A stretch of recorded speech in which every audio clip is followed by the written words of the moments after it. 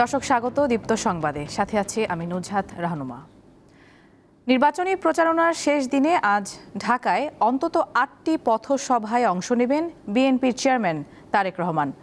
প্রথমেই ঢাকা ১৭ আসনে বনানীর কামাল আতাতুর্ক এভিনিউর খেলার মাঠে পথসভায় বক্তব্য দেবেন তিনি।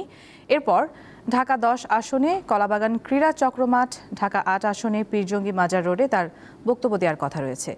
এছাড়াও ঢাকা ৯ আসনে মান্ডা তরুণ সংঘমাঠ, ঢাকা ৫ আসনে যাত্রাবাড়ির শহীদ ফারুক রোড, ঢাকা ৪ আসনে জুরাইন শ্যামগঞ্জ রোড, ঢাকা ৬ আসনে ধূপখোলা মাঠ এবং সবশেষ ঢাকা ৭ আসনে লালবাগ বালুর মাঠে সন্ধ্যায় আয়োজিত জনসভায় বক্তব্য দেওয়ার কথা রয়েছে তারেক রহমানের।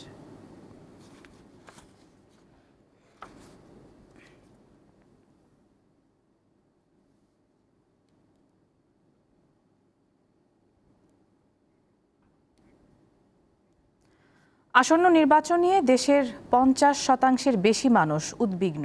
প্রায় ২৬% নিজেদের অনিরাপদ মনে করছে। ঢাকায় সংখ্যালঘুদের ওপর চালানো জরিপ প্রকাশকালে রোববার এ তথ্য জানায় সেন্টার ফর গভর্নেন্স স্টাডিজ। এতে বদিউল আলম মজুমদার অভিযোগ করেন, সুষ্ঠু নির্বাচন অনুষ্ঠানে তাদের সংস্কারের সুপারিশ মানা হয়নি। আর ডক্টর দেবপ্রিয় ভট্টাচার্য বলেন, অন্তর্বর্তী সরকারের সক্ষমতা ও সম্ভাবনা শেষ সীমায় চলে গেছে। ত্রয়োদশ জাতীয় সংসদ নির্বাচনকে ঘিরে বিভিন্ন বেসরকারি গবেষণা সংস্থা নানা ধরনের জরিপ প্রকাশ করছে।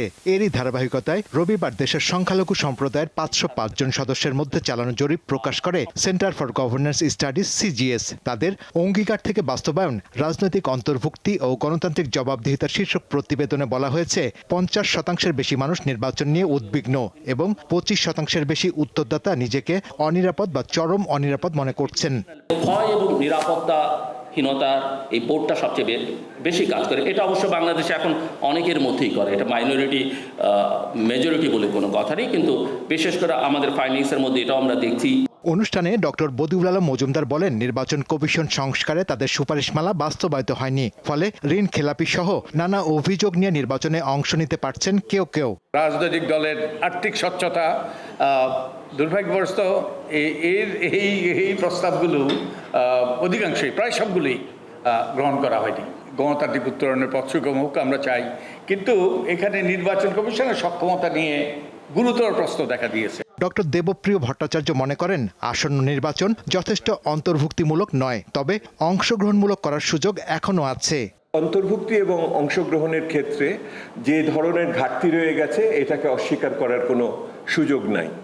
আমরা যদি অন্তর্ভুক্তির ঘাটতি পূরণ করতে নাও পারি এই মুহূর্তে পূর্ণাঙ্গভাবে, কিন্তু অংশগ্রহণের ঘাটতি পূরণ করার সুযোগ এখনো রয়ে গেছে।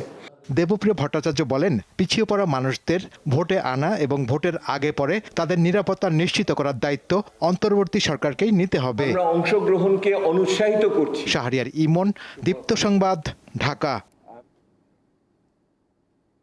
ঘোষিত তফসিল অনুযায়ী নির্বাচনী প্রচারণা শেষ হচ্ছে আগামীকাল সকাল 7:30টায়। শেষ দিনের প্রচারণার খবর জানাতে এবারে সিলেট থেকে যুক্ত আছেন আমাদের সহকর্মী জয়ন্ত কুমার দাস। জয়ন্ত, কাল সকাল পর্যন্ত সময় থাকলেও বলাই যায় যে আজই শেষ হচ্ছে নির্বাচনী গণসংযোগ। তো শেষ মুহূর্তে সিলেটের প্রার্থীরা কিভাবে কাজে লাগাচ্ছেন এই সময়টাকে এবং ভোটাররাই বা কি বলছেন?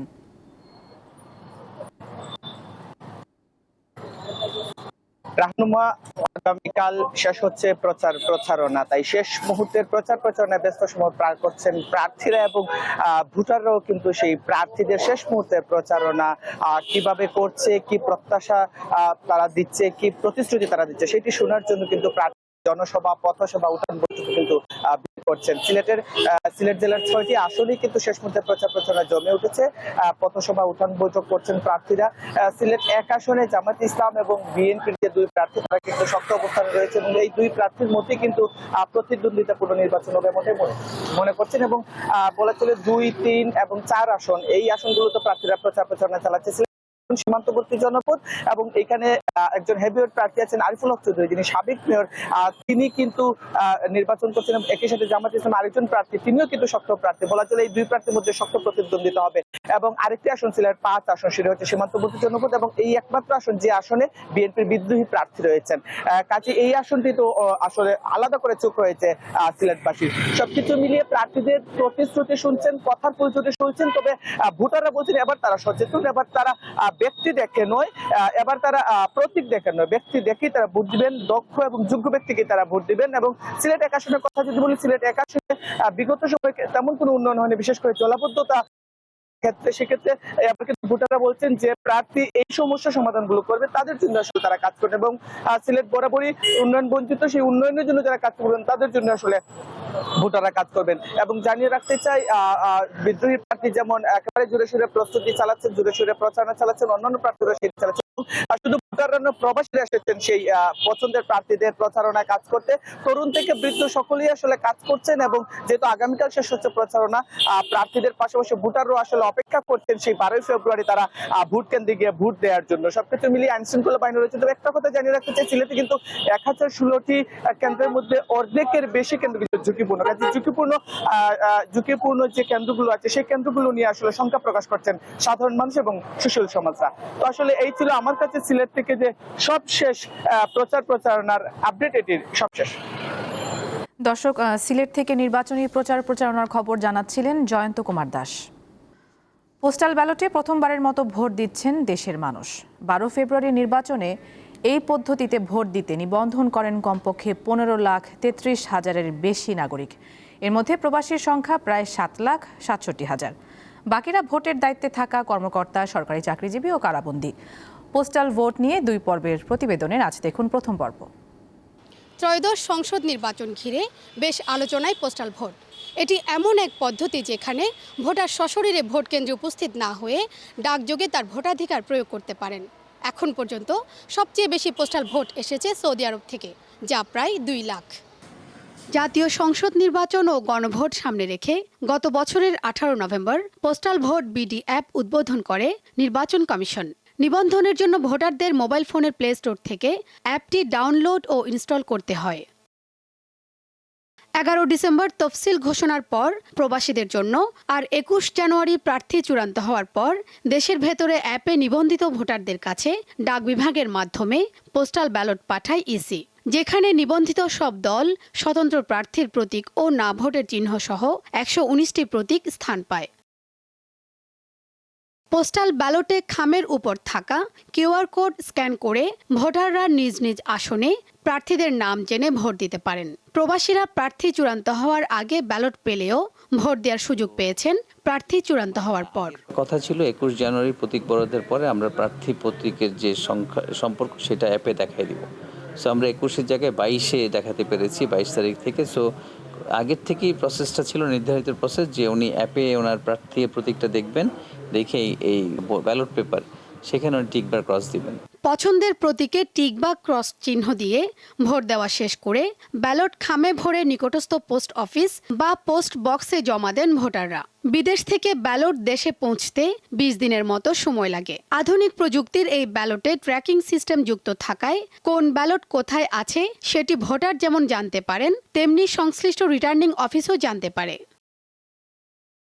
ভোটের দিন প্রতিটি কেন্দ্রে জাতীয় নির্বাচনের ভোট গণনা হলেও পোস্টাল ব্যালট ভোট কেন্দ্রে যাবে না। গণনা হবে 300 আসনে নিযুক্ত 69 জন রিটার্নিং কর্মকর্তার তত্ত্বাবধানে। ভোট কেন্দ্রে যাওয়ার সুযোগ নাই, কারণ ভোট কেন্দ্রে বাংলাদেশে এতগুলো ভোট কেন্দ্রে, এটা আবার যে আমাদের তো এটা তো অনলাইন সিস্টেম তখন দিতে হবে ভোট কেন্দ্রে। সো এটা ফিজিবল ছিল না, দ্যাট ইজ ওয়াই কমিশন এটাকে সেন্ট্রালি নিয়ে আসছে। গণনার সময় ওখানে কিন্তু প্রার্থীর প্রতিনিধি, রাজনৈতিক দলের এজেন্ট, সাংবাদিক, পর্যবেক্ষক সবাই থাকবেন।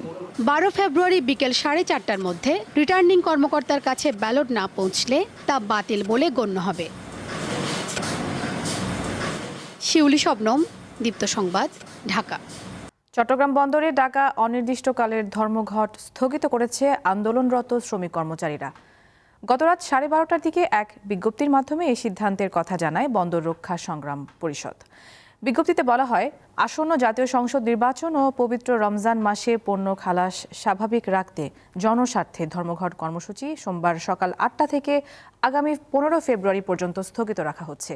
তবে এই সময়ের মধ্যে বন্দর কর্মচারীদের গ্রেফতার, হয়রানিমূলক বদলি, সাময়িক বরখাস্ত সহ 5 দফা সমস্যার সমাধান না হলে 16 ফেব্রুয়ারি থেকে ফের কর্মসূচির ঘোষণার হুঁশিয়ারি দেওয়া হয়েছে।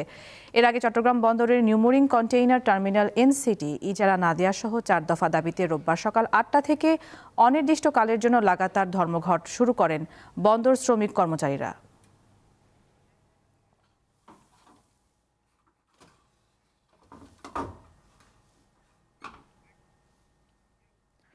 আন্তর্জাতিক প্রসঙ্গ। ইরানের শান্তিতে নোবেলজয়ী নার্গিস মোহাম্মদীকে 7 বছরেরও বেশি কারাদণ্ড দিয়েছে দেশটির একটি আদালত। রোববার তার আইনজীবী এ তথ্য জানান। আল জাজিরার প্রতিবেদনে বলা হয়, অপরাধ করার উদ্দেশ্যে জড়ো হওয়া এবং এতে যোগ সাজসের দায়ে নার্গিস মোহাম্মদীকে 6 বছরের কারাদণ্ড দেওয়া হয়। এছাড়া অপপ্রচারের দায়ে আরও 1.5 বছরের কারাদণ্ড দেন বিচারক। কারাদণ্ডের পাশাপাশি তার উপর 2 বছরের দেশ ত্যাগের নিষেধাজ্ঞাও দেওয়া হয় এ রায়। তবে এ রায় চূড়ান্ত নয় এবং এর বিরুদ্ধে আপিল করা যাবে বলে জানিয়েছেন নার্গিস মোহাম্মদীর আইনজীবী। গত বছর 12 ডিসেম্বর আইনজীবী খসরু আল কুর্দির রহস্যজনক মৃত্যুর নিন্দা জানানোর পর নার্গিস মোহাম্মদীকে গ্রেপ্তার করে ইরানি সরকার। তখন থেকেই কারাগারে আছেন তিনি।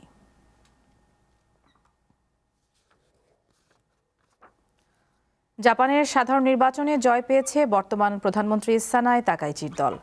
দেশটির পার্লামেন্টের নিম্নকক্ষে তারা 2/3 সংখ্যাগরিষ্ঠতা অর্জন করেছে। জাপানি সরকারি সম্প্রচার মাধ্যম এনএইচকে জানায়, রোববার অনুষ্ঠিত ভোটে 465 আসনের নিম্নকক্ষে তাকাইচির লিবারেল ডেমোক্রেটিক পার্টি 352টি আসনে জয়ী হয়েছে, যা সরকার গঠনের জন্য প্রয়োজনীয় 233টি আসনের চেয়ে অনেক বেশি। পর্যবেক্ষকদের মতে তাকাইচির ব্যক্তিগত জনপ্রিয়তা এই নির্বাচনে এলডিপিকে তাদের অবস্থান শক্তপোক্ত করতে সহায়তা করছে। তাকাইচির এই ঐতিহাসিক বিজয়ে অভিনন্দন জানিয়েছেন যুক্তরাষ্ট্রের প্রেসিডেন্ট ডোনাল্ড ট্রাম্প। বিবিসি বলছে, এবার আগের নির্বাচনের তুলনায় অগ্রিম ভোট কম পড়েছে। 2024 সালে অনুষ্ঠিত নির্বাচনের তুলনায় 2.5% ভোট কম পড়েছে এবার। এছাড়া গত 36 বছরের মধ্যে এবারই প্রথম জাপানে শীতকালে নির্বাচন অনুষ্ঠিত হলো। দর্শক, এই ছিল এখনকার মতো। এরপর বেলা 12টায় দীপ্ত সংবাদ দেখার আমন্ত্রণ। এছাড়া আরও তথ্যের জন্য চোখ রাখুন দীপ্ত ডিজিটাল প্ল্যাটফর্মগুলোতে। ধন্যবাদ সবাইকে।